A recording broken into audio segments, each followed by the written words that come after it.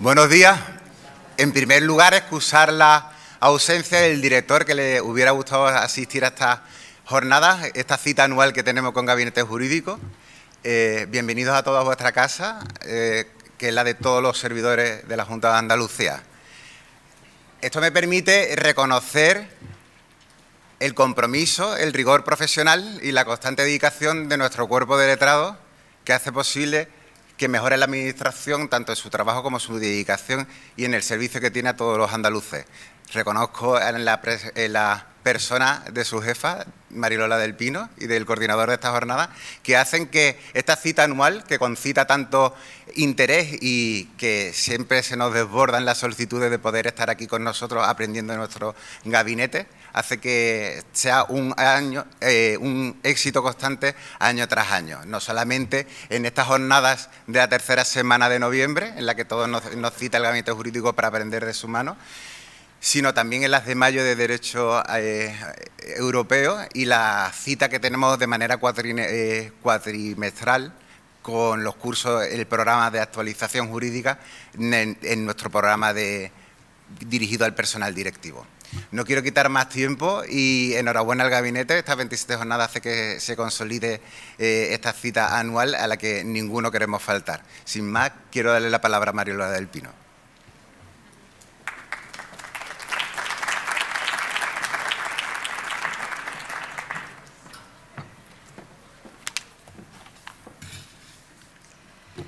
Viceconsejero de Educación, autoridades, magistrados, letrados, profesores, juristas. Muy buenos días y bienvenidos todos a las 27ª jornadas de estudio del Gabinete Jurídico de la Junta de Andalucía. Hoy, además, nos podemos sentir afortunados porque, si recordarán, el año pasado, debido a las inclemencias meteorológicas, tuvimos que suspender la primera sesión. Por tanto, retomamos las jornadas del Gabinete Jurídico en condiciones de normalidad. Además, hay sol, frío, pero bueno, espero que sobre todo los que vienen de fuera disfruten de nuestra maravillosa ciudad. Mi agradecimiento, como siempre, al Instituto Andaluz de Administración Pública, en esta ocasión representado por su secretario general, en esa colaboración mutua que nos une ya durante tantísimos años. Y, por supuesto, mi agradecimiento más sincero a todo el equipo de coordinación, al letrado coordinador Antonio Falla, sin el cual esta jornada no sería posible ni mantenerlas ni seguir sacando temas que son del interés de todos. A Marisa, a Alejandra y a Lidia García por estar siempre ahí, al pie del cañón, en todo lo que se les necesita. Y si me permiten, y pido disculpas anticipadamente a todo el público, pero ya que estoy en el uso de la palabra, sí me gustaría dirigir unas breves palabras a los letrados de la Junta de Andalucía. Palabras que no pueden ser sino de agradecimiento y de admiración hacia todo el trabajo que realizáis. Me consta que a veces no es un trabajo fácil, es un trabajo abrumador, es un trabajo con prisas, con urgencias procesales, administrativas, de oportunidad. Hay que hacer muchas veces un ejercicio de responsabilidad, pero al final siempre hay una respuesta. Y además es una respuesta que sirve a los intereses generales, sirve a la Administración pública, y ello porque es una respuesta basada en los principios de legalidad, de objetividad, de independencia y de imparcialidad. Así que quería aprovechar este momento para hacer ese reconocimiento público al trabajo que se hace cada día, que no se ve, pero que lleva muchas horas, cuesta hacerlo, pero al final se hace y es de satisfacción de todos y, sobre todo, del interés público, que es al que servimos todos los letrados de la Junta de Andalucía. Y con esto espero también que no se hayan asustado los letrados de la última promoción, que en breve tomarán posesión de su cargo. Así que a todos vosotros, bienvenidos a las primeras, a las que son vuestras primeras jornadas de estudio del Gabinete Jurídico de la Junta de Andalucía. Principios generales del derecho y administración pública. Pensarán ustedes, ¿y por qué se ha elegido este tema? Recuerda más bien a nuestras clases de Derecho Natural en la facultad, o incluso pensarán, ¿y qué relación hay entre los principios generales del derecho y la administración pública? ¿O el día a día de la actuación de un empleado público?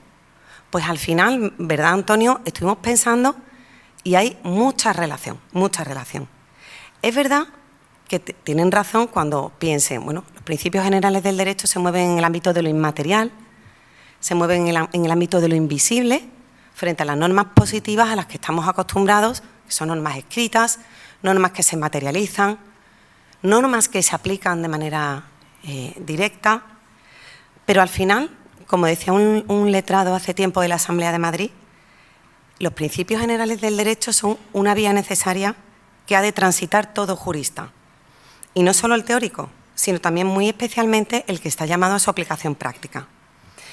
Pues como acertadamente señaló el maestro García Enterría, los principios son los únicos instrumentos disponibles para dar sentido a las instituciones y para articular estas en el sistema general del ordenamiento, pues es precisamente la utilización de los principios como técnica comprensiva de los textos normativos lo que constituye, según García Enterría, la justificación del hecho elemental de que la interpretación de la ley escrita sea un menester técnico y no gramatical.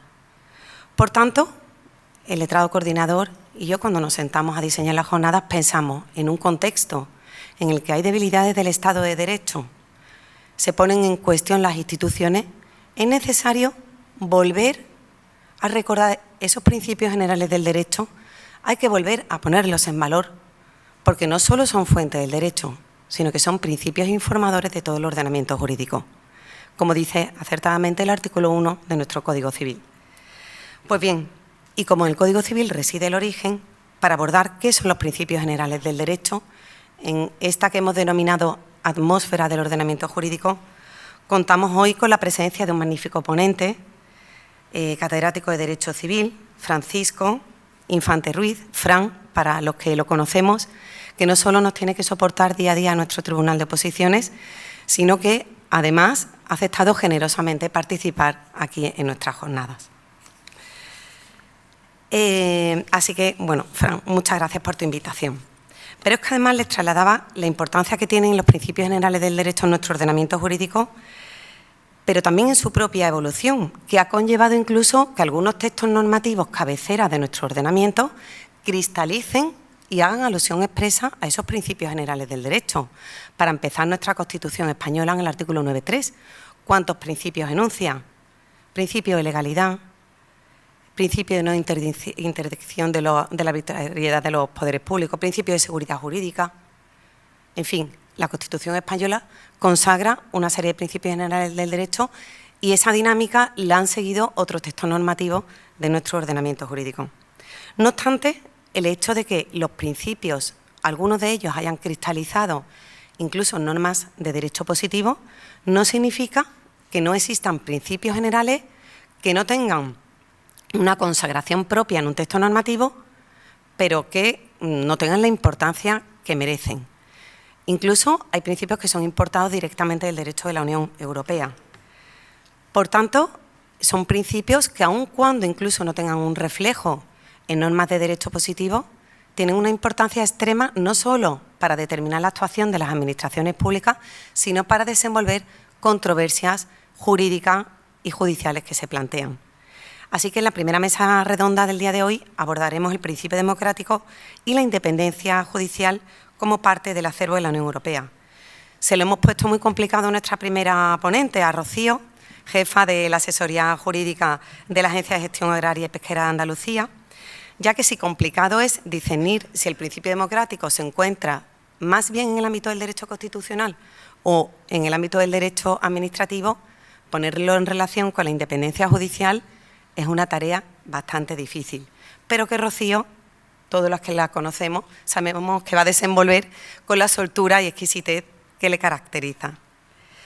Doña Alejandra Guerrero Soro, letrada del área de coordinación y que precisamente se encarga de temas de derecho de la Unión Europea, va a tratar un principio que, fíjense ustedes, un principio que ya existía en el digesto y que venía a decir, si bien referido a los actos, decía, en la interpretación del acto jurídico debe velarse por aquello que más bien valga a que deje de valer. Pues bien, donde sin duda ha adquirido mayor esplendor ha sido en el ámbito europeo. Así que les anticipo que el efecto útil, principio que va a tratar nuestra compañera Alejandra Guerrero, es del mayor interés en lo que realmente importa en el ejercicio de la actuación administrativa. Por otro lado, hay otro principio que también está en auge y resulta del mayor interés, quizá no tan conocido, porque es más específico, el principio de responsabilidad proactiva o accountability, en particular en materia de protección de datos, que lo abordará don Juan Pablo Murga Fernández, al que agradezco igualmente su participación. El viernes continuaremos con las jornadas, pero analizando principios que muchos de los que están aquí presentes habrán oído que tienen un protagonismo indiscutible. Los principios de integridad en la contratación pública y de indemnidad en el ámbito del empleo público. Les aseguro además que serán 2 intervenciones brillantes, porque brillantes son sus ponentes, Manolo y Beatriz. Manolo, todos los que conocemos, sabemos que es una persona humilde, pero de la que siempre se aprende. No solo tiene experiencia, evidentemente, en su día a día en el ámbito de la contratación pública, sino que ha sido presidente del Tribunal de Recursos Contractuales de nuestra comunidad autónoma. Por tanto, ¿quién mejor que él para hablarnos de este principio al que tanto se teme de la integridad en el ámbito de la contratación pública? Beatriz, no solo la jefa del área de asuntos consultivos del Gabinete Jurídico, sino que es una trabajadora incansable y, como comprobarán todos ustedes, con una preparación jurídica incuestionable. Gracias, Beatriz, por haber aceptado en tu complicada agenda estar también con nosotros y por todo lo que aportas cada día al Gabinete Jurídico. Pero también hay otros principios que podemos denominar emergentes. El principio de reserva de la humanidad. Imagínense ustedes, en el mundo de la automatización, gracias a la IA, que no preservemos lo que corresponde hacer a las personas en el ejercicio de las funciones públicas. Mi agradecimiento, por tanto, al señor don Fernando Llano Alonso, catedrático de Filosofía del Derecho, por hacerse cargo precisamente de esta ponencia. En la siguiente mesa redonda analizaremos ya principios que también son muy conocidos por todos ustedes. En estos tiempos, en los que además todo se judicializa y además todo se lleva a la vía penal, innecesariamente porque se acaba desnaturalizando la finalidad real de la jurisdicción penal, es necesario recordar el principio de intervención mínima en el derecho penal. El derecho penal es la última ratio que debe intervenir cuando no funcionan otras vías como la administrativa o la civil. ¿Y quién mejor que la jefa del área de asuntos contenciosos, María del Amor Albert, con la experiencia que tiene ya durante tantísimos años, que no recuerdo ni cuánto lleva, de jefa del área, para exponernos este principio. Analizaremos también el principio de buena administración, desde la óptica, en este caso, de un magistrado, don Carlos Martín, especialista de lo contencioso administrativo, y también analizaremos principios que a todos los empleados públicos nos interesan. Principios de mérito, capacidad y empleo público temporal. Hablar de principios generales y no hacerlo de estos principios es desconocer precisamente principios generales que han tenido una cristalización en el derecho positivo indubitada. Estos principios nos los explicará doña Rosa Reyes, también letrada de la Junta de Andalucía, que considero que no solo tiene una amplia ya experiencia en materia de función pública, sino que precisamente presta su servicio en la consejería que por razón de la materia lleva estos asuntos. Rosa, como comprobarán, tiene también una formación profesional exquisita y con su buen hacer siempre nos trasladará al mundo de estos principios de mérito y capacidad en relación con el empleo temporal. Y si comenzamos en un plano más abstracto, hablando de principios generales del derecho, con la conferencia de nuestro catedrático de Derecho Civil, que son esos principios generales del derecho, la atmósfera del derecho, nuestra idea era concluir las jornadas con una conferencia de clausura que aterrizara y abarcara con carácter horizontal toda la problemática que se genera. Conferencia de clausura, que además tenemos la gran suerte que correrá a cargo de un magistrado, que ya podemos decir que es colaborador constante del Gabinete Jurídico de la Junta de Andalucía, don Antonio Montero Fernández, magistrado del Tribunal Supremo y vocal también del Consejo General del Poder Judicial, que nos contará o vendrá a hablarnos de justicia, Estado de Derecho y principios generales del derecho. Espero que las jornadas sean de satisfacción de todos ustedes. Mi agradecimiento a todas las personas que se han desplazado hacia nuestra ciudad de Sevilla para acudir a esta jornada, letrados de comunidades autónomas sobre todo. Y sin más, quedan inaugurada la jornada y ya doy paso pues, a la primera ponencia. Muchas gracias a todos.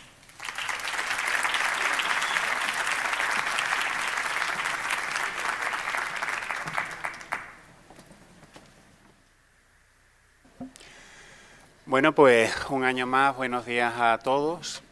Quisiera comenzar expresando mi agradecimiento al Instituto Andaluz de Administración Pública, en el día de hoy representado por otro viejo amigo asiduo de las jornadas, Pablo Fanegas. Muchas gracias, Pablo, por tu amabilidad y también, por favor, trasládale nuestro agradecimiento pues, a tu director y al resto del equipo, ¿no?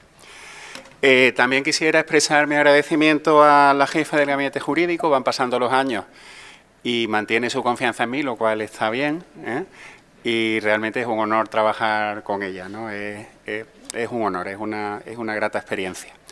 Por supuesto, mi agradecimiento al equipo más inmediato de coordinación. Ha mencionado la jefa del Gabinete Jurídico, a Lidia García, Alejandra, Marisa. Siempre están ahí los días de jornadas y el resto del año, ¿no? Para todos los empeños que tenemos, que no son pocos, ¿no? Bien, y por supuesto, mi agradecimiento muy especial a todos ustedes, muchas caras conocidas, recurrentes, ¿no? Vuelven año tras año y nosotros siempre tenemos el reto de ofrecerles, poner sobre la mesa algún tema de actualidad, algún tema que suscite debate científico. Y eso me lleva ya casi de inmediato al tema de estas jornadas, a los principios generales del derecho, porque podríamos plantearnos si realmente estamos hablando de un tema de actualidad, ¿no? Y yo realmente creo que sí. Los principios tienen una componente intemporal, sin duda, pero también, como decía la jefa del Gabinete Jurídico, tienen una dimensión que es absolutamente cotidiana. Y no solo eso, sino que están de máxima actualidad, están de permanente actualidad.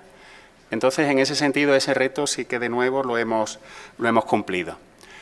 Si pensamos algo en los principios, podríamos pensar que están en una especie de Olimpo, que hablando de principios siguen una intervención mínima, de vez en cuando bajan del Olimpo e intervienen puntualmente. Pero si todos y cada uno de nosotros miramos a nuestra experiencia personal, profesional, como juristas, yo creo que estaremos de acuerdo en que no es así.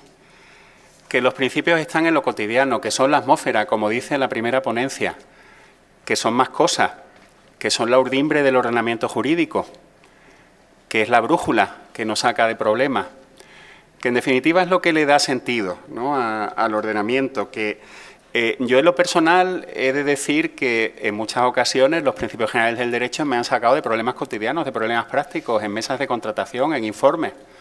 ¿Cuántas veces ha sido un principio o la consideración de un principio lo que me ha llevado a decantarme por una solución u otra, ¿no? Y creo que eso es algo que todos podemos compartir, ¿no? Para darnos la conferencia inaugural, tenemos a Francisco Infante, a Fran, un querido amigo, y hay razones curriculares que hacen que sea la persona indicada para darlo, ¿no? Podíamos hablar de su currículum, tampoco quiero extenderme mucho.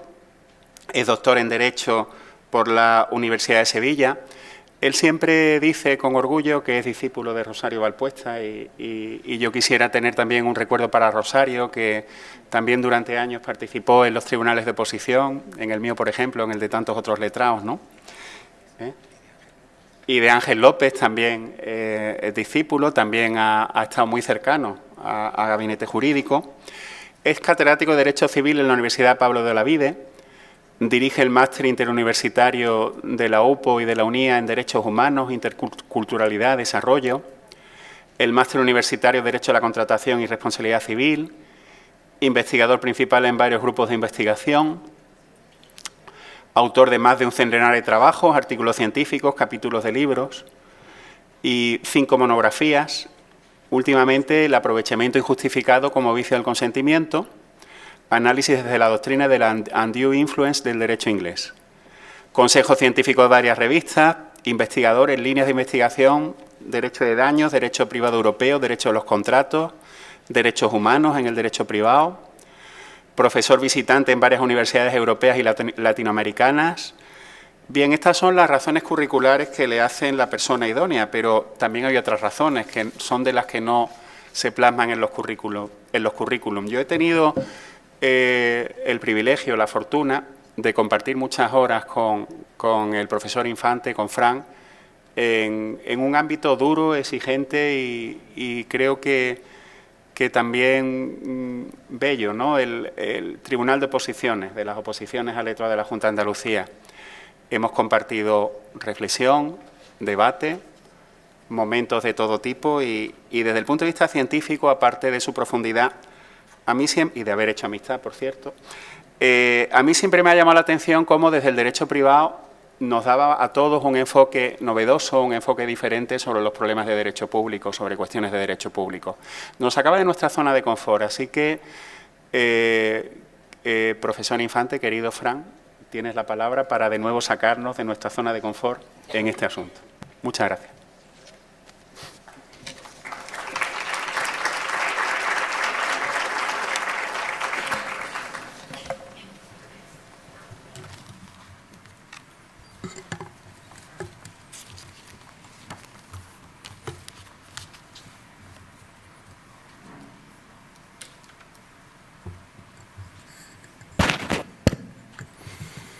Buenos días a todas y a todos. Muchas gracias, Antonio, por tan bonita presentación y también por haberme invitado. Me toca en el día de hoy romper el hielo en esta fría mañana, así que estaba allí ya casi temblando, no sé si por el miedo escénico a ver un auditorio tan nutrido de público o por el frío o por el tema que vamos a tratar. Antes que nada, me gustaría expresar mi agradecimiento tanto al Gabinete Jurídico de la Junta de Andalucía. Muchas gracias, María Lola del Pino, y también muchas gracias, como acabo de decir, Antonio Falla, y también al Instituto Andaluz de la Administración Pública por haberme invitado a esta 17ª jornada de estudios, y precisamente de eso va la cosa, de estudios del Gabinete Jurídico. Por supuesto, como ya acabo de decir, personifico antes que nadie Antonio Falla, querido amigo y colega de Tribunal de Oposición, quien fue el primero que me cursó la invitación. Debo confesar que he tomado este encargo con honor y también, por supuesto, con la responsabilidad que requiere tratar el tema de los principios generales del derecho y su relación con la tópica de la elaboración jurídica del derecho. Y esta responsabilidad no puede dejar de ser alta. En segundo lugar, evidentemente, muchas gracias a todas y a todos por su presencia en el día de hoy. Vienen de otros lugares de la comunidad autónoma andaluza y también de otras comunidades autónomas. Y bueno, da gusto ver un auditorio lleno. Se los dice un profesor universitario que está harto de organizar seminarios, jornadas y congresos, y muchas veces pues, no conseguimos ni la mitad del auditorio que hay hoy aquí presente. Pero permítanme que les pida paciencia antes que nada, porque el tema de los principios generales del derecho es tan atractivo como indomable, inasible y también inmanejable en un corto espacio de tiempo. Una vida, la vida de un jurista medio, y yo me coloco en el rango de jurista medio, no daría para ello. A este tema se han enfrentado los gigantes del derecho y de la filosofía del derecho en casi todos los tiempos y en casi todas las culturas jurídicas. Y el resultado común siempre ha sido el mismo. No existe nunca un consenso generalizado sobre un concepto uniforme de principios generales del derecho. Tampoco hay una sistematización universalmente conocida de los principios generales del derecho. Las funciones de los principios pueden ser múltiples, las metodologías para su averiguación también son múltiples y existe siempre el temor generalizado cuando se deja al juez solo ante los principios generales del derecho, que le ocurra como a los habitantes de la Tierra Media del universo de Tolkien, con el Anillo del Poder. Recuerden, todos tenemos presente la saga de El Señor de los Anillos, que los principios acaben devorándolos o transformándolos. Y es aquí cuando se habla del intérprete legislador o del juez legislador, que es lo que causa mayor temor. Pensemos en los principios constitucionales materiales. María Lola del Pino ya ha citado algunos que rigen también la función de los letrados de la comunidad autónoma andaluza, de los letrados de cualquier comunidad autónoma: principio de legalidad, principio de objetividad, principio de imparcialidad, principio de independencia. Son evidentemente principios que también rigen la función de los jueces.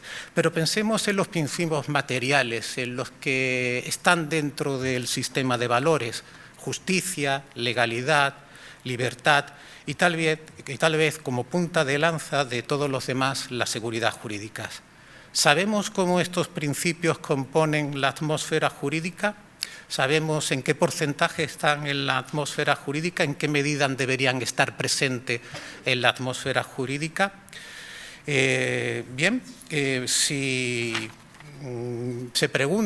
le preguntamos a un físico por la composición de la atmósfera del planeta Tierra, inmediatamente creo que, sin ninguna duda, nos dirá que la atmósfera está compuesta por un 78% aproximadamente de nitrógeno, por un 21% de oxígeno, que juntos constituyen el 99% del volumen total de la atmósfera.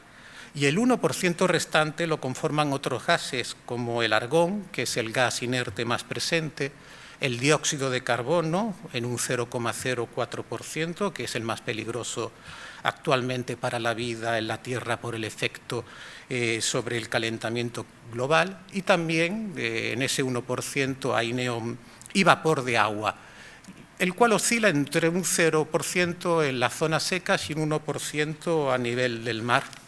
Bien, ¿cuál sería el porcentaje de los principios generales del derecho en esta atmósfera jurídica? Justicia y legalidad en un 78%, libertad e igualdad en un 21% y otros principios jurídicos en un 1%. Esto es solamente un puro divertimento, porque la pregunta no tiene una respuesta y el debate no tendría fin alguno. Yo creo que si después nos ponemos a debatir sobre cuál sería la composición, cuál sería la cantidad de cada principio en el volumen de la atmósfera jurídica, pues no saldríamos de ese debate. Sería un debate sin fin. Por eso les digo que es puro divertimento. Pero esta metáfora o esta idea conceptual, la de los principios generales del derecho, como la atmósfera en la que respira el sistema jurídico, nos lleva ya a una cuestión más trascendente. Ningún sistema jurídico puede funcionar sin la existencia de una serie de principios jurídicos que denominamos históricamente de diferentes modos. Principios fundamentales, era la primera expresión que utilizaba Savigny y que todavía rige en el derecho alemán, Grundsatz, donde se prefiere esta nomenclatura. Fundamentos de la razón jurídica, que entronca con el justnaturalismo. Antes también se había hecho referencia al derecho natural. O en época más reciente, desde la codificación, sin más, principios generales del derecho. Y que son normas no escritas, pero a menudo positivadas, que admiten, sin embargo, la convicción generalizada por la comunidad jurídica sobre su autoridad, sin necesidad de ningún otro agregado o aditamento, y que constituyen el aire que respira tanto la norma jurídica como el jurista en la elaboración jurídica del derecho. Y una advertencia previa: por lo que al oficio de la elaboración jurídica se refiere, el manejo de los principios generales corresponde antes que a nadie al juez, antes que a ningún otro actor jurídico, pero no solo a este, sino también a todo técnico jurídico de la Administración en su quehacer diario, abogados del Estado, letrados de las comunidades autónomas, cuerpos de la alta inspección del Estado, notarios, registradores, etc. Y al jurista interlocutor entre todos ellos, esto es, el abogado perspicaz. Señalo al abogado perspicaz, no el leguleyo, sino aquel que sabe también partir de la norma e ir a los principios generales. Así como el jurista científico en un sentido estricto, es decir, los profesores del derecho. A los primeros, los jueces, pertenece, como luego explicaré, la elaboración judicial del derecho, y a los segundos, la elaboración científica del derecho desde diferentes perspectivas. Por lo tanto, en contra de lo que en mi gremio se dice y se piensa, ya saben que en todos los gremios somos excesivamente corporativistas, a la función de la elaboración jurídica del derecho estamos llamados todos, de un modo u otro, todos los juristas, en los ámbitos propios de nuestras funciones, porque todos tenemos la necesidad, en mayor o menor medida, en algún momento, de aclarar, integrar o ir más allá de la norma jurídica, con criterios y principios que extraemos de la denominada tópica jurídica. Y a esta volveré más adelante. Mi querido amigo Antonio Falla antes hablaba de que en más una ocasión los principios generales del derecho le han salvado de un atolladero en alguna mesa de contratación. Pues bien, los principios nos corresponden, por lo tanto, a todos. Desde Pérez Luño, decía Pérez Luño, en el año 2000, por lo tanto, ya hace muchos años, unos 25 años, que plantearse la cuestión de la normatividad de los principios generales del derecho es algo así como abrir la caja de Pandora, ya que de ella emergen algunos de los debates doctrinales más relevantes de la filosofía y de la teoría del derecho. Pues bien, Lola y Antonio, habéis abierto la caja de Pandora. Vamos a ver qué resulta de estas jornadas. Y en efecto, aparecen la eterna discusión y su naturalismo, positivismo legalista, la cuestión de la dimensión moral de la normatividad jurídica, la tipología de las fuentes del derecho, la interpretación de las normas jurídicas o la cuestión de la integración de las lagunas del ordenamiento, así como la discusión, que ya he apuntado antes, sobre las funciones creadoras del juez. Son numerosos los libros y los artículos y los ensayos sobre el tema de los principios generales del derecho. Permítanme que haga un pequeño recorrido por las obras que creo que nos pueden ayudar y nos deben acompañar. La obra más importante en la cultura jurídica europea es, sin duda, todavía hoy en día, el libro de Joseph Esser, Insuperable, aparecido en 1956, que lleva por título Principio y norma en la elaboración jurisprudencial del derecho privado, traducido al español por varias casas editoriales y publicado recientemente en el año 2019 por la editorial chilena Olegnik. Esta obra es todavía, como he dicho, insuperable por su densidad filosófica, histórica, metodológica y jurídica, y no se refiere exclusivamente, aunque su título lo propugne, al derecho privado.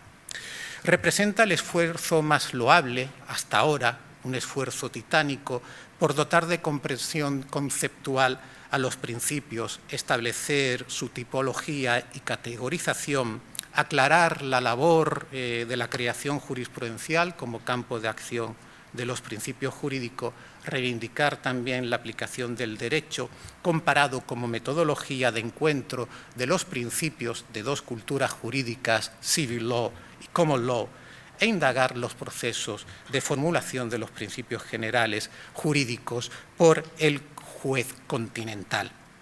Para esta ingente labor, Esser afirma que el planteamiento del tema de los principios debe librarse tanto del optimismo positivista como también de las especulaciones justnaturalistas, cuyo objetivo es afirmar la existencia de un sistema de principios o valores estático de derecho natural previamente dado más allá de los elementos formativos históricos de los ordenamientos positivos. En la cultura jurídica norteamericana, la obra de Ronald Dworkin es casi tan importante como la anterior. Supone la revalorización y la exaltación de los principios generales del derecho. Para este autor, todo ordenamiento jurídico se haya integrado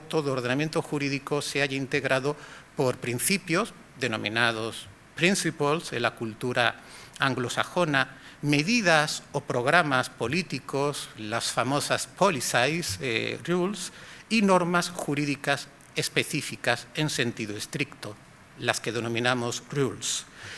La denominación principios la reserva Dworkin a lo más importante, la reserva a los estándares o prescripciones genéricas que entrañan un imperativo de justicia o prescripciones genéricas que entrañan un imperativo de justicia, de imparcialidad o de cualquier dimensión de la moralidad.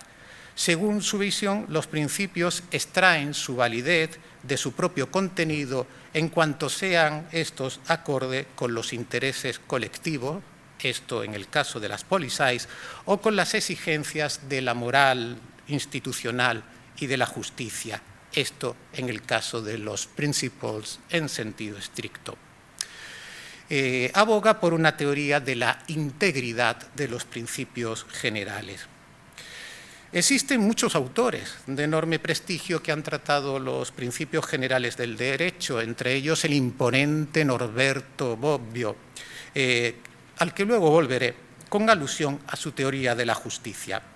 Pero no quiero dejar pasar este recorrido panorámico sin aludir brevemente a las obras de dos de los juristas españoles más significativos del siglo pasado. Son un civilista y un administrativista. ¡Qué casualidad!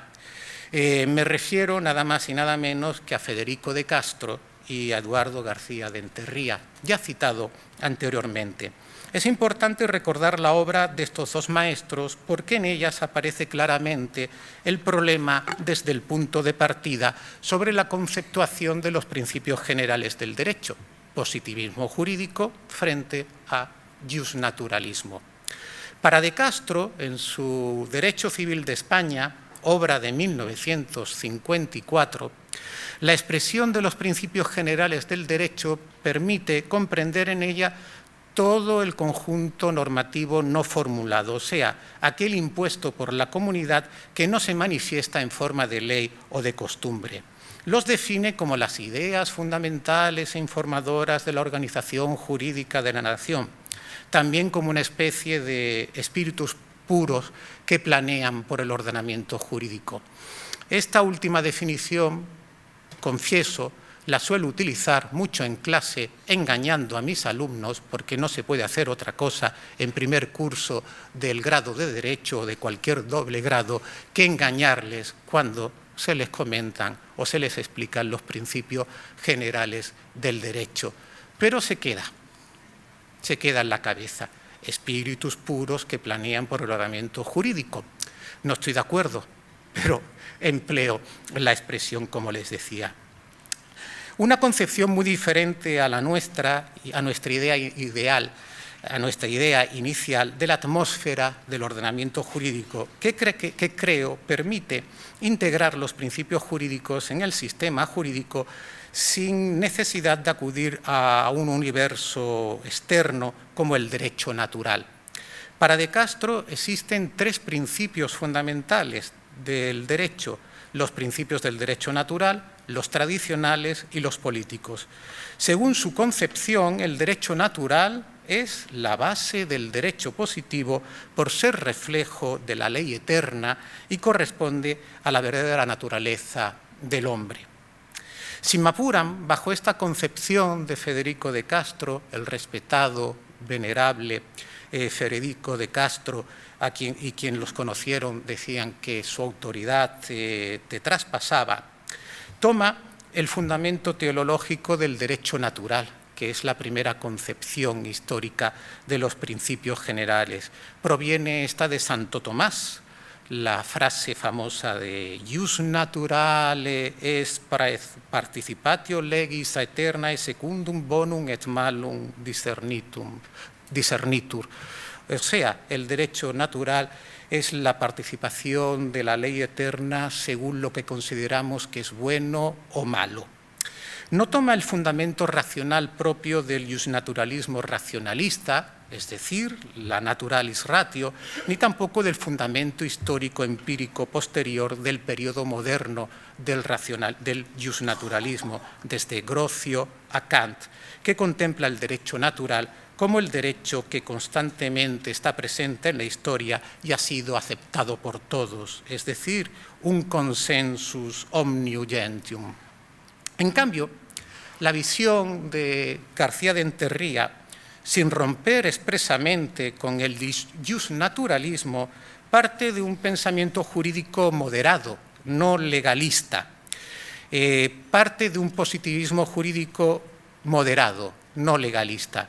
En su célebre obra sobre las reflexiones sobre la ley y los principios generales del derecho, y en concreto en sus reflexiones sobre la ley y los principios generales del derecho en el derecho administrativo, que fue para Mas Inri su memoria de cátedra en el año 1961. Inauguró bien su cátedra con los principios generales del derecho. García de Enterría se aparta del positivismo legalista, aquel que es tributario del ideal ilustrado de la legalidad y que procede a una equiparación metafísica entre la ley y la razón. Se hablaba del advenimiento del reino de la ley, Hosana, como si fuese el reino de Dios en la tierra. El meritado autor abraza la idea del pensamiento jurídico occidental como una concepción sustancialista del derecho y no formal, con enfoque en la justicia, en los axiomas de la materia legal y que se especifica técnicamente en la función de los problemas jurídicos concretos. En este sentido, la meditación científica, para García de Enterría, sobre el derecho no es una operación abstracta y puramente erudita que no tenga nada que ver con la vida real del derecho, sino que es precisamente un trozo de esa vida real. Y es por eso por lo que García de Enterría aboga por una jurisprudencia de principios, la cual tiene un papel crucial en el derecho administrativo, por cuanto considera que este sector del ordenamiento jurídico es el más contingente y ocasional, y por lo tanto el que necesita cada vez más de los principios generales del derecho en su cotidianidad. Por lo demás, como decía antes, García de Enterría no rompe completamente con el justnaturalismo, sino que lo asume por su historicidad, es decir, lo asume in totum, como un conjunto que ha suministrado los principios jurídicos en un periodo, vaya como estamos en esta mañana, en un periodo histórico determinado, pero al que no se puede recurrir ya más en esta jurisprudencia de principios con un enfoque sustancialista del derecho. Esto último lleva, a mi juicio, a una diferenciación significativa. No es lo mismo buscar los principios jurídicos a partir de las normas en el derecho positivo mediante la asunción de los principios y valores que son productos de la libre actividad humana en la historia y no a través de entidades independientes, como enseñó Norberto Bobbio en sus famosas lecciones de cátedra sobre la teoría de la justicia, que encorsetarlos en las normas positivas sin ninguna posibilidad de creación o recreación, sometiéndolos a la indagación exclusivamente a través del proceso lógico formal. Esto es lo que sería el positivismo legalista. La concepción humanista de Norberto Bobbio direcciona los principios generales al campo que le es propio. No provienen de fuera los principios generales del derecho, sino que son productos del intelecto humano. Y así no se trata de ponerse en una esfera diferente a la nuestra, sino de estudiar la historia del ser humano a través del conocimiento empírico racional. Esto nos lleva a investigar, antes que nada, el problema de la justicia, que es el fin principal del derecho, para Norberto Bobbio. Para esto, Norberto Bobbio, en su teoría de la justicia, en la que yo ahora mismo no puedo detenerme en un análisis, pero simplemente lo menciono, para Norberto Bobbio los tres fines del derecho son los tres valores fundamentales que presiden la evaluación del ordenamiento jurídico: la paz, la igualdad y la justicia. Pero vayamos ahora al problema de la sistematización, de la endemoniada sistematización de los principios generales del derecho y de su indagación a través de la tópica jurídica. De acuerdo con esta concepción, los principios generales del derecho no son estáticos, no son elementos estáticos de una construcción escolástica cerrada, sino que son topoi, es decir, puntos de vista discrecionales de la estimación jurisprudencial y jurídica y base autorizada de la argumentación jurídica. Como decía José Puig Brutau, uno de los civilistas más olvidados en este país, pero de los más grandes del siglo pasado, como decía José Puig Brutau, los principios generales del derecho son autorizados puntos de partida para el razonamiento jurídico. En consecuencia, podemos afirmar, siguiendo al anteriormente citado Joseph Esser, que, primero, ningún principio actúa por sí solo como creador de normas jurídicas, sino únicamente posee su fuerza constructiva o su valor constitutivo en una unión con el conjunto del ordenamiento jurídico. No pueden presentarse aisladamente. En segundo lugar, un principio solo es apto para la formación de normas jurídicas cuando es accesible, cuando es cognoscible a través de la argumentación jurídica, de la argumentación específica jurídica, desde los puntos de vista de la justicia y de la adecuación, además. Por estas razones, cualquier intento de sistematización de los principios generales del derecho a modo de enunciación de categorías o a modo de enunciación de listados sobre los principios generales del derecho está abocado al fracaso, y esta sistematización sería siempre incompleta. Rehúso en el día de hoy proceder a una sistematización de los principios generales del derecho. Ya les había dicho al inicio, por favor, tengan paciencia y tal vez también benevolencia al final, al juzgar esta ponencia, porque ya saben ustedes que los profesores del derecho también tenemos un corazoncito. Como les decía, rehúso a su sistematización. Sin embargo, el panorama no es tan desalentador como pudiera parecer en un inicio, sino que las cosas pueden hacerse algo más sencillas y podemos contemplar dos categorías de principios generales del derecho sencillamente. En primer lugar, podemos contemplar los principios generales como principios jurídicos en sentido material, los cuales son la base sobre la que se asienta el Estado de Derecho y la justicia. Esto es el sistema de valores al que ya me he referido antes y que están positivados hoy en día en su mayor parte en la Constitución, en las cartas de derechos humanos de las que España forma parte y en los tratados de la Unión Europea.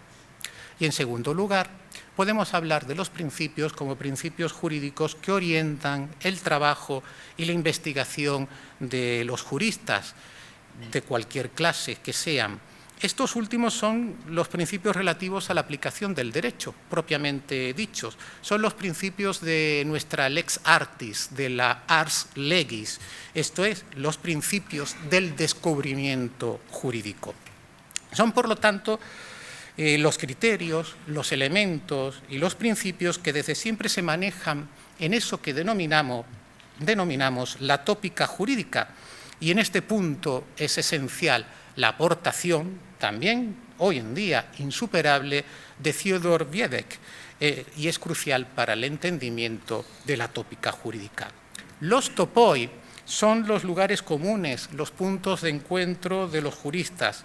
Y la pregunta entonces ya no es tanto quién puso ahí los topoi, porque seguramente alguien se lo estará preguntando. ¿Quién puso los topoi? Pues seguramente lo pusieron los intérpretes, los mismos intérpretes y aplicadores del derecho en la evolución histórica del derecho. Pero la pregunta no es tanto esta, quién hizo o puso los topoi, sino cómo saber encontrar las limitaciones de la tópica jurídica. Esto último nos lleva al problema del intérprete legislador, del que les había hablado al inicio de esta ponencia. Esto es, al problema último del derecho, al problema de la analogía grande, como les digo siempre a mis alumnos en las aulas, la analogía juris, que se corresponde con una de las funciones de los principios generales del derecho, los principios generales del derecho como normas de creación de normas, artículo 1.4 del Código Civil. El problema histórico de la analogía, como bien decía Luigi Cangiani, no es sino el de la tormentosa relación entre el legislador y el intérprete, en especial el juez. Y este problema solo se resuelve sobre la base de la racionalidad del argumento que emplee el intérprete y la razonabilidad del argumento, la razonabilidad del resultado que alcance en la interpretación jurídica, como muy bien ha demostrado y ha explicado en numerosas ocasiones mi querido maestro, el profesor Ángel López y López. Lo primero supone una coherencia lógico-formal del razonamiento y que éste tenga un apoyo más o menos mediato en alguna o algunas normas, lo que exige el recurso a la tópica. Y el argumento será válido, además, cuando lleve a un resultado razonable, que podrá gustar más o menos a otro intérprete jurídico, pero será válido si se ajusta a estos parámetros. Y para finalizar, ya estoy encaminando el final de mi exposición, para finalizar algunos ejemplos de principios en la elaboración jurídica y judicial del derecho. Son algunos ejemplos que he elegido simplemente con la finalidad de ilustrar cuanto he venido comentando hasta ahora. Por supuesto, no puedo hacer un análisis exhaustivo ni tampoco recoger aquí una lista exhaustiva. Pero vayamos a uno de los principios que son base material y al mismo tiempo principio jurídico en el ars legis, el principio de igualdad. El principio de igualdad es un principio general de índole material, antes que nada, de acuerdo con la categorización que he mencionado anteriormente. Es un valor del ordenamiento jurídico, en primer lugar, artículo 1 de la Constitución. Es un mandato dirigido a los poderes públicos, en el caso de la igualdad material, artículo 9 de la Constitución. Y es un principio dentro del orden de los derechos fundamentales, artículo 14 de la Constitución. En la experiencia reciente de nuestro país, ante la brecha enorme existente entre igualdad formal, que es la igualdad y ante la ley, que es la que está presente en el artículo 14 de la Constitución, el legislador ha sentido la necesidad de reforzar la función interpretadora, la función de interpretación de los principios generales del derecho, mencionada en la introducción de estas jornadas por Lola anteriormente. El legislador, como les decía, ha sentido la necesidad de reforzar esta función interpretadora del principio de igualdad. Y así aparece en las leyes generales sobre igualdad, en concreto en el artículo 4 de la Ley Orgánica para la Igualdad Efectiva de Mujeres y Hombres, Ley 1/2007, el cual enfatiza el criterio de integración del principio de igualdad en la interpretación y aplicación de las normas. Literalmente, el artículo 4 de la Ley Orgánica para la Igualdad Efectiva de Mujeres y Hombres dice lo siguiente: la igualdad de trato y de oportunidades entre mujeres y hombres es un principio informador del ordenamiento jurídico y como tal se integrará y observará en la interpretación y aplicación de las normas jurídicas. El valor del principio está ahora, como pueden ustedes observar, reforzado, pues se trata de una ley transversal que afecta a todos los sectores del ordenamiento jurídico, derecho público, derecho privado y derecho laboral, siguiendo el principio universal de la política de género conocido como el gender mainstreaming. El principio, como puede observarse, está positivado, pero no suele ser atendido convenientemente en la práctica de los tribunales. No creo que sea tanto por rebeldía de nuestros jueces, sino más bien por falta de pedagogía jurídica y de abogados perspicaces a los que antes había aludido, que invoquen el principio y sepan convencer. En otras palabras, el topoi está ahí, está ya en la propia norma jurídica. Igualmente lo encontramos en la Ley Integral para la Igualdad de Trato y No Discriminación, ley más reciente, Ley 15/2022, cuyo artículo 4.3 declara que el derecho a la igualdad de trato y la no discriminación es un principio informador del ordenamiento jurídico y como tal se integrará y observará con carácter transversal en la interpretación y aplicación de la norma jurídica. Pero además, en el artículo 7 de esta misma ley, en materia de interpretación, se invoca tanto la integración del principio de igualdad, que es igualdad material de los instrumentos internacionales de derechos humanos y la jurisprudencia internacional, como el deber de elegir la interpretación más eficaz para la protección de las personas o grupos en situación de discriminación cuando se presenten varias interpretaciones posibles.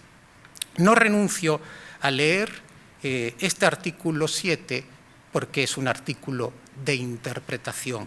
Y fíjense lo que en él se dice. La interpretación del contenido de esta ley, así como la actuación de los poderes públicos, se ajustará con los instrumentos internacionales aplicables de los que el Estado sea parte en materia de derechos humanos, así como con la jurisprudencia emitida por los órganos jurisdiccionales internacionales y demás legislación aplicable, y tendrá en cuenta las recomendaciones y resoluciones adoptadas por los organismos internacionales, multilaterales y regionales. Nuevamente aparece la idea de los topoi. Y algo más, para los efectos del apartado anterior, cuando se presenten diversas interpretaciones, se deberá preferir aquella que proteja con mayor eficacia a la persona o a los grupos que sean afectados por las conductas discriminatorias o intolerantes. Vayamos a un segundo principio de los que he elegido para la conclusión de esta ponencia, el principio de transparencia algorítmica. En los tiempos actuales este es un debate jurídico importante y encontramos el principio de transparencia algorítmica como un principio general emergente, que todavía no tiene una consideración legal positiva, pero que puede construirse con varios elementos del propio ordenamiento jurídico. Me refiero a este principio y me refiero también a aquello que se entiende por transparencia algorítmica. Hoy en día se considera la transparencia algorítmica como la consideración de los factores que influyen en la toma de decisiones por parte de los algoritmos y que éstas deben ser visibles, comprensibles y auditables. En otras palabras, los tres principios que integran o los tres pilares que integran la transparencia algorítmica son la visibilidad, la comprensibilidad y la auditabilidad. Y aunque se trata de un principio emergente, a mi juicio puede construirse en función del principio material del derecho. ¿Cuál es el principio material del derecho que aquí nos ayuda? Indudablemente el principio de dignidad humana del artículo 10 de la Constitución española como valor o principio.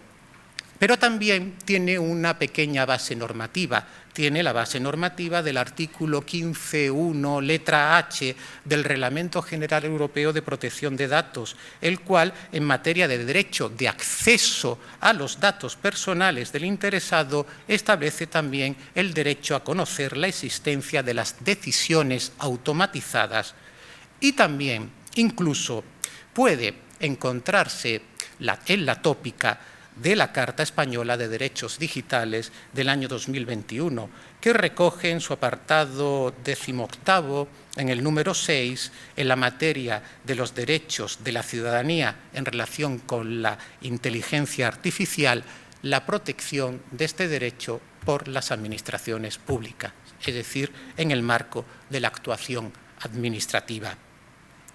Vamos finalmente a otro de los principios que he elegido, y como les había dicho anteriormente, son principios elegidos simplemente para ilustrar los comentarios anteriores. Vayamos finalmente al principio de indemnidad del funcionario o empleado público. Recientemente la sentencia del Tribunal de Justicia de A Coruña, sentencia 222/2025, en un caso de un agente de policía que sufrió daños corporales con ocasión de una actuación en el aeropuerto de Santiago de Compostela y que no pudo obtener la indemnización de los responsables penales por ser declarados estos en insolvencia y que reclama a la Administración competente como derecho que le corresponde por ser funcionario de policía, estima el recurso y declara nulo el acto administrativo desestimatorio de su pretensión. La base jurídica de la indemnización al policía no se sustenta en el principio de responsabilidad patrimonial de la Administración, sino que se sustenta en el principio de indemnidad, el cual es el principio que tienen los agentes y autoridades que actúan para la Administración cuando no actúan con dolo o negligencia grave y tienen entonces el derecho a ser resarcidos por sus actos en servicio. Categóricamente se puede leer en esta sentencia lo siguiente: este principio de resarcimiento y de indemnidad resulta ajeno a la responsabilidad patrimonial, porque no se trata propiamente del ejercicio de un derecho de reclamación, sino de hacer valer el principio de indemnidad. Esta doctrina se basa en un tópico de elaboración jurisprudencial y está también presente en la Sala Tercera del Tribunal Supremo en su reciente sentencia 852 de 2025, que coincide con la anterior en los presupuestos de la aplicación del principio de indemnidad. Difieren, no obstante, estas dos sentencias en cuanto a la pretensión sobre la prescripción y sobre el momento en el que debe empezar a correr la prescripción. La sentencia del Tribunal Superior de Justicia de Galicia apunta en algún pasaje a la imprescriptibilidad de la acción, pero finalmente toma partido por un plazo de prescripción que es el plazo general de 5 años previsto en el artículo 1964.2 del Código Civil para el ejercicio de las acciones personales que no tengan un específico plazo. Y aprovecha entonces el Tribunal Superior de Justicia de Galicia para establecer este plazo de prescripción, aprovecha el principio de indemnidad del mandatario, artículo 1729 del Código Civil. En cambio, el Tribunal Supremo, en esta sentencia reciente que les había comentado, considera que el plazo de prescripción es el plazo corto de 1 año porque este proviene del artículo 23 del Real Decreto 485/1980, por el que se regula el procedimiento a seguir en los expedientes para la declaración de responsabilidad administrativa y resarcimiento por daños a los bienes de los miembros del Instituto de la Guardia Civil. Bueno, en otras palabras, un plazo de prescripción de 5 años para casi todos los mandatarios de la Administración y un plazo más corto para los guardias civiles 1 año el plazo de prescripción que debe contarse, que empieza a contarse a partir de la declaración de insolvencia del verdadero responsable del daño. A modo de conclusión, en este recorrido sobre la relación entre norma jurídica y elaboración del derecho, no es posible para nada conjurar el temor al intérprete legislador, pues intérpretes y jueces que quebranten la tópica jurídica siempre ha habido y habrá. La cuestión crucial, desde mi punto de vista, sin embargo, es ser conscientes de los límites de la tópica jurídica y no rasgarse las vestiduras porque los intérpretes puedan crear el derecho, sino tener más bien buenos intérpretes y jueces que sepan transitar de las normas jurídicas a los principios y hacer el camino de vuelta, con respeto a los criterios elaborados con enorme esfuerzo durante siglos en la historia del derecho. Y bien, ya he concluido. Muchas gracias a todas y a todos por su atención y quedo a su disposición por si hay preguntas. Gracias.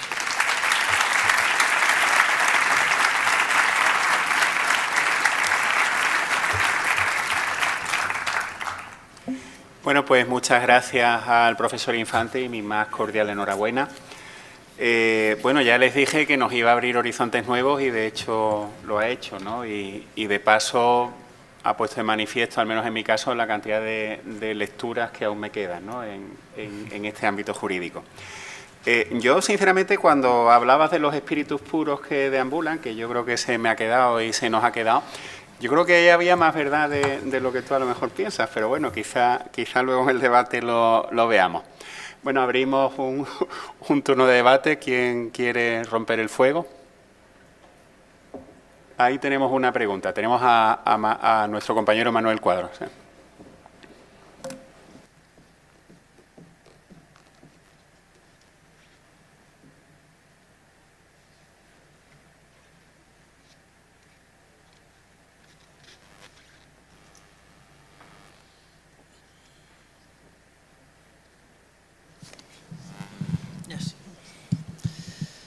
Bueno, pues muchas gracias. Lo primero, felicitarle por su conferencia tan completa y tan evocadora. Y luego yo quería, si nos podría, si existe, algún criterio que nos permita diferenciar los topoides de los que nos ha hablado de lo que podríamos llamar modas ideológicas, es decir, las ideas que están menos difundidas por la sociedad y que en un momento dado pueden ser ideas que duren un tiempo, 1 década o 2 décadas y no puedan considerarse como verdaderos topoides en los que basar un principio general del derecho que nos ayude a interpretar la norma y a actuar en el mundo jurídico.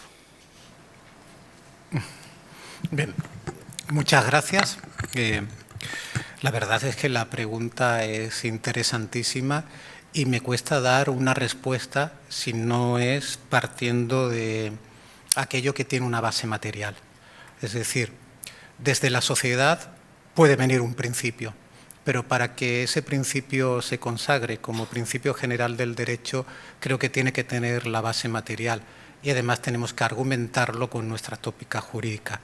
De modo que no tenemos que plegarnos necesariamente a la moda ideológica, porque no es esa nuestra función como juristas, pero sí es necesario responder y atender a una demanda social. Evidentemente podemos encontrar o buscar la base jurídica para esto.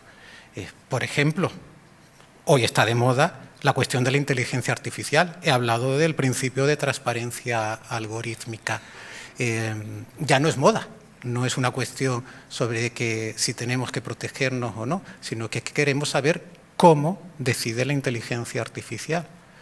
Más allá del secreto empresarial, del secreto del desarrollador de la inteligencia artificial, pero es nuestro derecho saber cómo ha tomado la decisión que nos afecta, cómo nos ha elegido, cómo nos ha discriminado, en base a qué criterio lo ha hecho y si hay un sesgo o no detrás.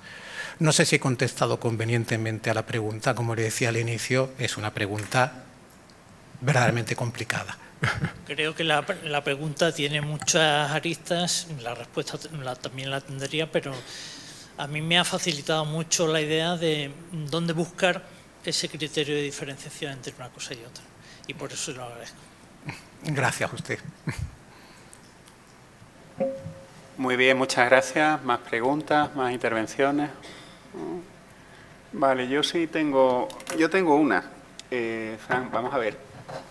Yo creo que al final, y un poco quizás es lo que deduzco de tu intervención, pasa con los principios algo parecido a lo que pasa con los derechos humanos. Son un ecosistema, hay una gradación y en el caso de los derechos, algunos nacen, son nuevos, otros perduran, otros no. Pero claro está, yo sí creo que en los principios del derecho hay algunos que ya pensemos que estén por encima de la razón o simplemente que son un precipitado de la historia humana, ¿no? de la experiencia humana, tienen ese carácter de intemporalidad. Y simplemente quería preguntarte, compartir un poco el papel que tienen los principios, sobre todo esos principios intemporales, esos principios matriciales, fundamentales, como elemento en tiempos de incertidumbre, de crítica, incluso de cambio, ¿no? Sobre todo cuando estamos ante una ley injusta, ¿no? Estoy pensando en los procesos de Nuremberg, ¿no? Que allí cuando iban desfilando, lo primero que te decían es que ellos cumplían a rajatabla las leyes raciales del régimen, ¿no? Cumplían con la ley, ¿no? Con la ley positiva. Y al final fueron los principios los que en definitiva dieron un título de imputación, un título de cargo, un título de responsabilidad. ¿Qué piensas? ¿Qué piensas de ese papel, no?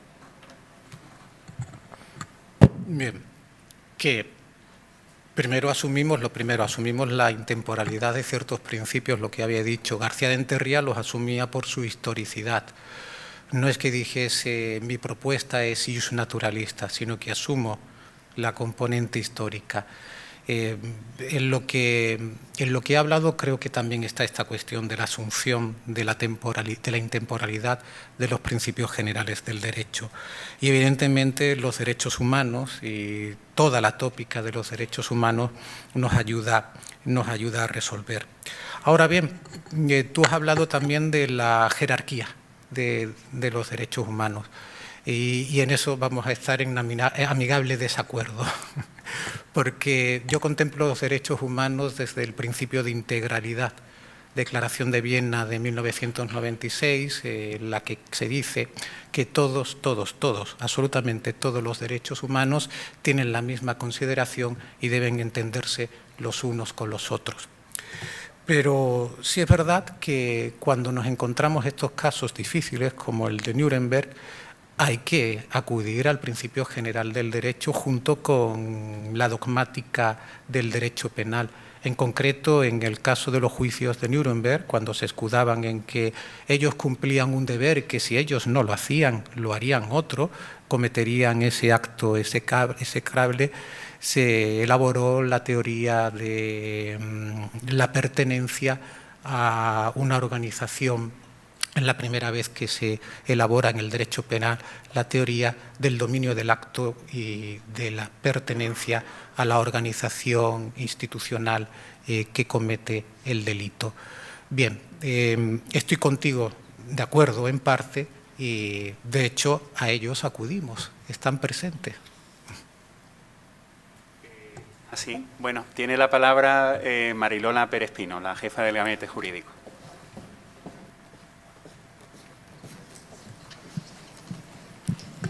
Muchas gracias y enhorabuena, Fran, ha sido una ponencia muy, muy completa.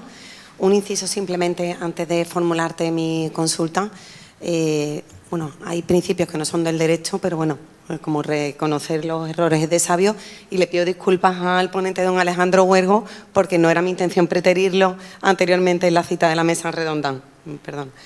Y simplemente en cuanto a los principios generales nos has trasladado, y coincido completamente contigo, que es muy complicado sistematizar o recoger un catálogo de cuáles son los principios y cuál sería la distribución correcta. Pero es evidente que hay principios que emanan directamente de la Constitución.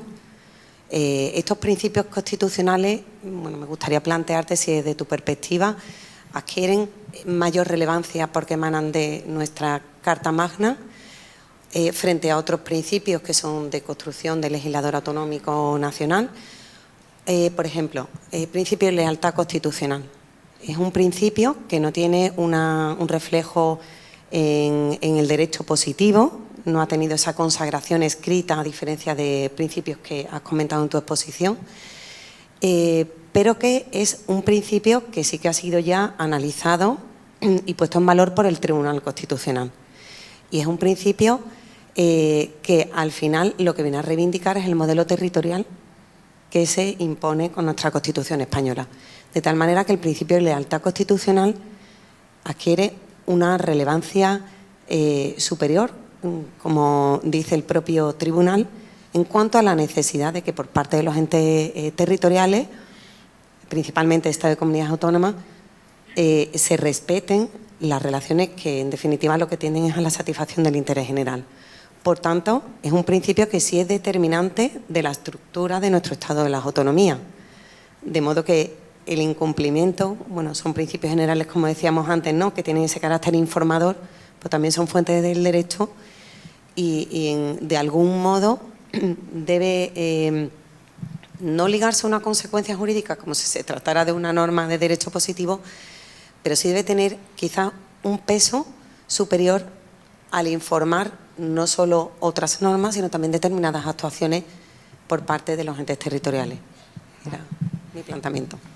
Gracias, Lola. Antes que nada, también gracias por tus apreciaciones positivas. Estoy de acuerdo contigo en que valor tiene, pero no un valor superior que jerárquico. Creo que los principios que tienen una relevancia primordial son los principios que expresan el sistema de valores, y en esos estamos todas y todos de acuerdo. Justicia, libertad, igualdad, seguridad jurídica y otros del artículo 9, prohibición de la interdicción, etcétera. Entonces, en estos estamos de acuerdo porque son los que constituyen la base del Estado de Derecho y de la justicia, de la que nos hablaba Norberto Bobbio. Por lo que se refiere a la aplicación de este principio, el principio de lealtad constitucional, que derivaría de la interpretación de otros principios constitucionales y, en concreto, de la ordenación del Estado español como Estado autonómico, pues estoy de acuerdo con que puede invocarse, pero me cuesta entender que pueda tener un especial blindaje. Me explico. ¿Y si decidimos que el Estado ya no es autonómico, sino que es de otro modo? Podríamos hacerlo. Podríamos cambiar la Constitución sin subvertir la Constitución material, que esto nos lleva a la teoría de la garantía de instituto, de la garantía institucional, que es la que tenemos detrás de ciertos derechos fundamentales y constitucionales que tienen una dimensión objetiva. Por lo tanto, si lo contemplamos como una expresión del intelecto humano, del intelecto de las españolas y los españoles en la Constitución, podemos decir que puede cambiarse. Ahora bien, en el momento actual, el legislador debe también respetarlo, debe respetar el principio de la lealtad constitucional. Ahora bien, lo que quiero decir, un blindaje especial no tiene. Le falta, a mi juicio, a mi modesto modo de entender, el blindaje especial que tienen los derechos fundamentales en su dimensión objetiva. No sé si me he explicado bien. Perfectamente, muchas gracias. Gracias a ti. Muy bien, muchas gracias. ¿Alguna pregunta más? Sí, Alejandro Huergo. Muchas gracias. En primer lugar, enhorabuena al profesor Infante por su magnífica conferencia y precisamente por lo sugerente que es, yo quería plantear cómo ve el cambio que en mi opinión se ha producido históricamente o en época relativamente reciente, pero ya histórica en los principios. Por ejemplo, cuando mencionaba el profesor García de Enterría, 1961 un momento en el que no había una Constitución que recogiera los derechos fundamentales, por ejemplo, y en el que la apelación a los principios generales del derecho era lo que permitía traer esos valores, traer ese tipo de, no de reglas, pero sí de principios fundamentales de un Estado de Derecho a la aplicación práctica. Y, por lo tanto, los principios como algo que no estaban en el ordenamiento positivo y que servían, en cierto modo, para limitarlo. Y como, por ejemplo, en el título preliminar del Código Civil se hace una cierta respuesta a eso, principios en defecto de ley y costumbre. Ahora, en cambio, tenemos una Constitución donde están, de alguna manera, todos esos principios generales del derecho, incluso realidades nuevas como el ejemplo que ponía de la inteligencia artificial se pueden abordar desde la propia Constitución, la dignidad humana, etcétera.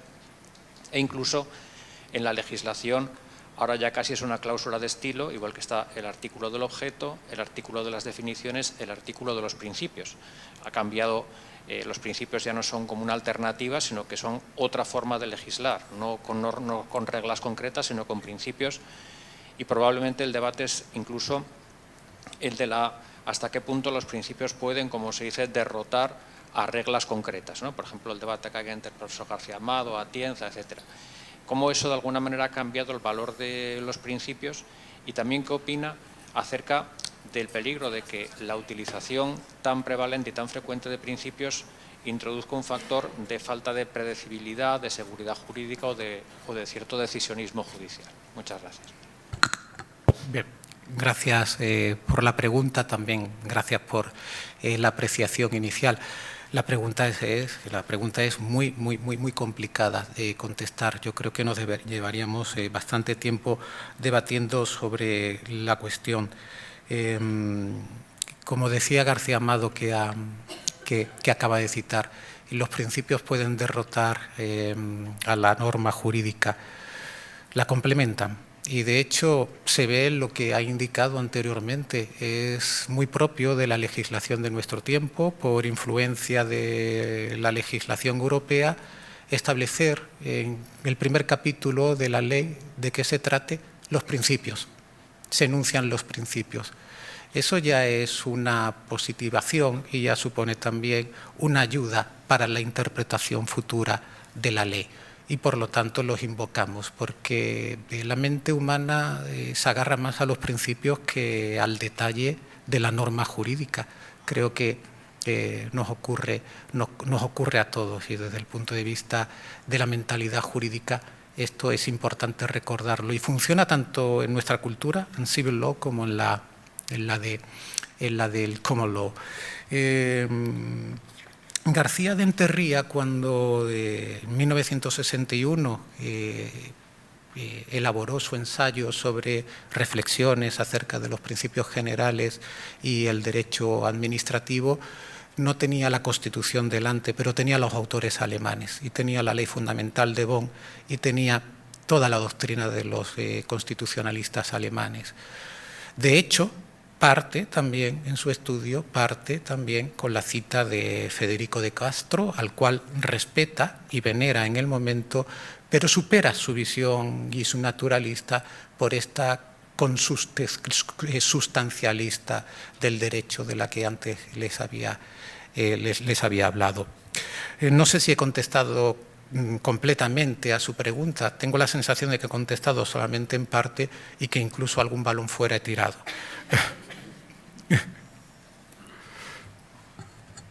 Muy bien, muchas gracias. ¿Alguna intervención más? Sí. Adelante, por favor. Gracias. Iba a decir que en cuanto a los elogios a su ponencia, pues sí viven, ¿vale? A ver, usted ha hablado mucho sobre los principios generales, me ha parecido a mí interpretarlo así, en la producción de normas, ¿vale? Entonces yo quería plantearlo de otra vista, sino en la producción de actos administrativos, ¿vale? La aplicación. Yo, por la actividad que desarrollo actualmente, yo soy el secretario general del Fondo Agrario y Desarrollo Rural y, consecuentemente, el director del organismo pagador de Andalucía. O sea, yo pago firmo más de 2.000 millones de euros, o en torno a 2.000 millones de euros al año de fondos agrarios que pago. Bien, entonces, lo que yo veo, en mi opinión, es que sistemáticamente veo normas no de rango legal, sino de rango administrativo, de ínfimo rango administrativo, que en mi opinión, sistemáticamente se oponen a los principios generales del derecho. Entonces, ¿usted qué opina cuando el que tiene que tomar una decisión se basa en una convocatoria o en incluso, le digo, normas no de rango legal, sino de rango administrativo, pero ni siquiera decretos, o sea, mucho más bajas, ¿vale? Que, en mi opinión, claramente vulneran montones de principios del derecho administrativo. Nada más, gracias. Bien. Perividen, gracias. Y los principios generales del derecho, evidentemente, también tienen que estar presentes en la elaboración del acto administrativo. Pero otra cosa diferente es el acto administrativo que vulnera la norma superior, vulnerando también al mismo tiempo los principios generales del derecho. Si el principio general del derecho tiene una base normativa, pues ya tenemos el recurso de nulidad contra el acto administrativo como fundamento del recurso, creo.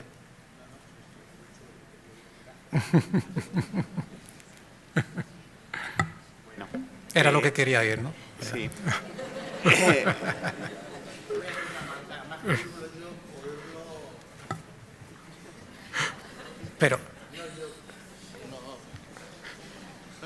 Pero quien le habla es un humilde catedrático de Derecho Civil, que también pueden decirme zapatero a tus zapatos.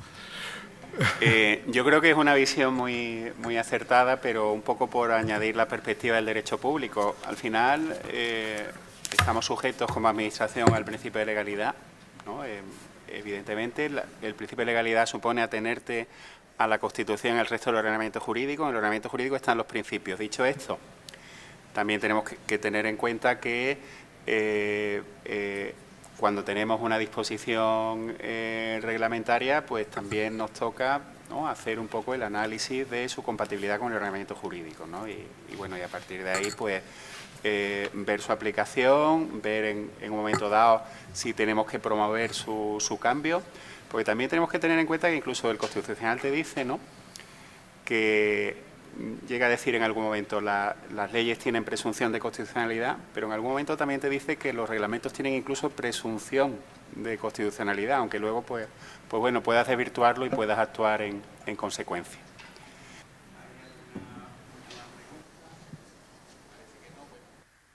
Hacemos un pequeño receso hasta las 11 y retomamos con la primera de las mesas redondas. Muchas gracias.